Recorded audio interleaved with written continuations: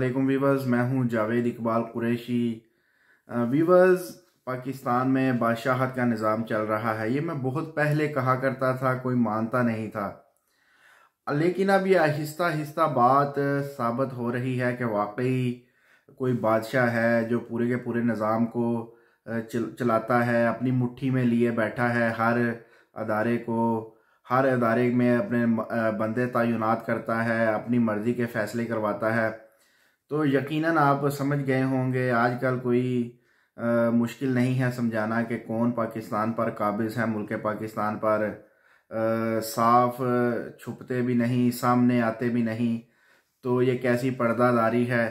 तो देखिए, छुप कर भी सारे काम वही कर रहे हैं, सामने लोगों को मालूम भी हो चुका है, फिर भी लोग उनका नाम बहुत कम लेते हैं। अब तो लोग फिर भी नाम ले रहे हैं, लेकिन पहले उस अदारे का, इस्टेब्लिशमेंट का तो लोग नाम तक नहीं लिया करते थे। तो नया कानून पास हो चुका है। आर्मी चीफ को, आसम मुनीर साहब को 2 साल की मजीद एक्सटेंशन दी जा चुकी है। कानून पास हो चुका है। अल्लाह जाने क्या जल्दी पड़ी है। 1 साल अभी उनकी जो मुद्दत मुलाजमत की पड़ी थी, अभी 2 साल हुए थे, 1 साल मजीद थे। 1 साल के बाद जो है वो वोट लेना था, पहले ही ले लिया। अपनी मुद्दत मुलाजमत बढ़ा ली, 5 साल कर ली। वो कहते हैं ना, जियो टिड्डा जियो जी, तू ही पुत्र थे तू ही थी। बस अपने पेट की ही पड़ी है, अपने आप की ही पड़ी है। बस मुझे एक्सटेंशन दे दो, मुझे कौमी ख़जाना दे दो, मेरी मर्ज़ी चलेगी, मेरी मर्ज़ी के जज तैनात कर दो, मेरी मर्ज़ी के वज़ीर आज़म बंदे बना दो, मेरी मर्ज़ी के वज़ीर दाखिला लगा दो, वज़ीर ख़जाना लगा दो। ठीक है, मुझे रिटायरमेंट शीट्स पे दोबारा तरमीम करके दोबारा रिटायरमेंट बढ़ा कर दो। यानी कि ये कानून पास कर दो कि बंदा रिटायर भी अगर हो जाए तो उसको दोबारा आर्मी चीफ बना सकते हैं। तो आसम मुनीर साहब को 20 दिन हो चुके थे रिटायर हुए, दोबारा कानून में तरमीम करके उनको दोबारा वापस लाकर आर्मी चीफ बनाया गया। क्यों बनाया गया, अब आपको आहिस्ता आहिस्ता मालूम हो रहा है कि बादशाह सलामत को जो है वो क्या क्या लवाज़मात मरात देने थे, क्या क्या मज़े करवाने थे। और बादशाह सलामत ने भी आकर पाकिस्तानी कौम के बारे में कुछ नहीं सोचा। बस जी, मुझे एक्सटेंशन दे दो, मुझे कौमी ख़जाना दे दो, मुझे मुरब्बे दे दो, यानी कि मुरब्बे से मुराद जो ज़मीनें हैं, मुझे नौकर चाकर दे दो, मुझे हर चीज़ मेरे अंडर, मेरे हाथ में दे दो। और मैं जिसको चाहे मर्जी जेल में बंद करता फिरूं, जिसको बेगुनाह चाहे पकड़ता फिरूं, गायब करता फिरूं। वो कहते हैं ना कि उसको उठाकर मैं जिस मर्जी मुकाम पर ले जाऊं और कोई पूछने वाला ना हो, जज मेरी मर्जी के। और ये सब साबित हो रहा है, आप देख रहे हैं। ठीक है, तो ये बिल्कुल मिसाल जो मैंने दी है बिल्कुल सादर आती है, पंजाबी की मिसाल है, जियो टिड्डा जियो जी, तू ही पुत्र थे तू ही थी। तो बस आजकल यही बस एस्टेब्लिशमेंट में लगा पड़ा है।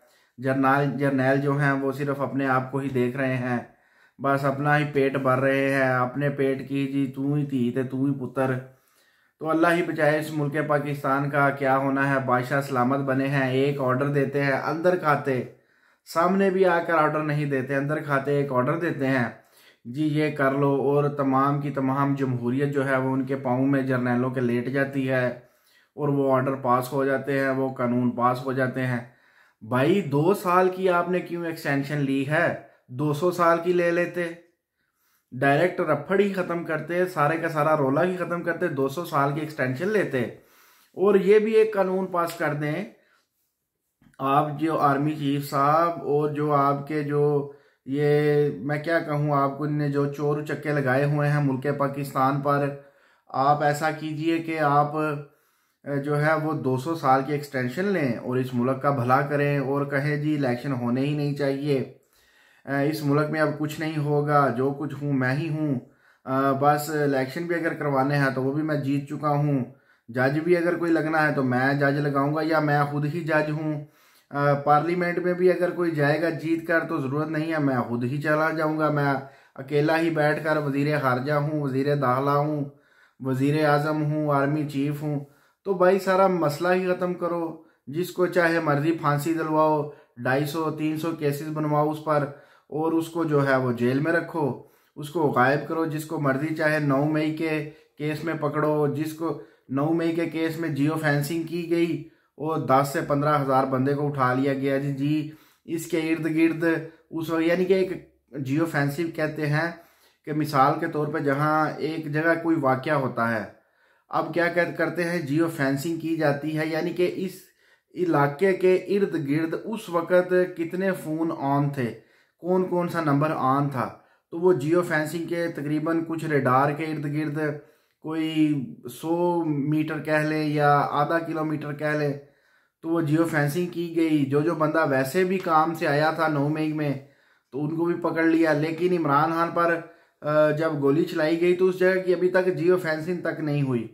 तो ये तो उस मुल्क पाकिस्तान का हाल है। वो बंदा किधर है जिसने गोली चलाई, कोई मालूम नहीं, कहाँ से आया था कोई मालूम नहीं, ठीक है, किधर गया कोई मालूम नहीं, ठीक। तो ये तो हाल है। जिस बंदे ने इन्वेस्टिगेशन करनी थी, इंस्पेक्टर ने, वो पूरी सरार तौर पर वो मारा गया, ठीक है। कोई पता नहीं लग रहा कि उस केस का क्या बना। इमरान खान उल्टा जेल में है, तो 250 केस उस पर बने हैं, सारे के सारे केस ख़त्म हो चुके हैं, फिर भी ख़त्म नहीं होने देते। जज पे जज बदल रहे हैं, पेशियों पर पेशियां पड़ रही हैं। अजीब बात है, कभी उसको बंद कर देते हैं जी, इसको किसी से मिलने नहीं देना, कभी वकीलों को भी इजाज़त नहीं मिलती जी इमरान खान से जाके मुलाकात करो। डॉक्टरों की टीम बाहर खड़ी होकर वापस आ गई और फिर उनको बाद में इजाज़त दी गई। उन डॉक्टरों ने बाहर आकर बयान दिया जी इमरान खान ठीक है, पता नहीं मिले भी या उनको डराया गया जी आपने अगर ये बयान ना दिया तो आपकी फैमिली को या आपकी को जान को खतरा होगा, अल्लाह ही बेहतर जानता है। तो बादशाहत का निज़ाम है, कोई माने या ना माने। एक आर्मी चीफ जो है वो कहते हैं ना, ये एक जरदारी सब पर बारी, तो ये झूठ है। एक आर्मी चीफ जो है वो सब पर बारी है, ठीक है, सबको वो अपने पंजों में दबाए हुए है।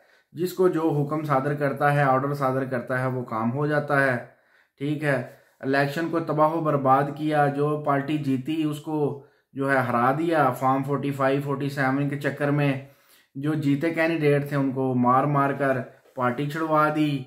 बस अदालतों को फैसले नहीं करने दे रहे। क्या क्या मैं बताऊं, ठीक है, कितना मैं जितना बताऊंगा फिर भी कोई ना कोई नुक्ता रह जाएगा, कोई ना कोई क्या हजारों नुक्ते रह जाएंगे, ठीक है। तो इस मुल्क का बेड़ा गर्क कर दिया है आर्मी चीफ ने, एस्टेब्लिशमेंट ने, अल्लाह जाने क्या दिमाग है उनका, ठीक है। एक आम बंदे को समझ आ रही है भाई एक काम करो, अगर उससे नुकसान हो तो पीछे हट जाओ।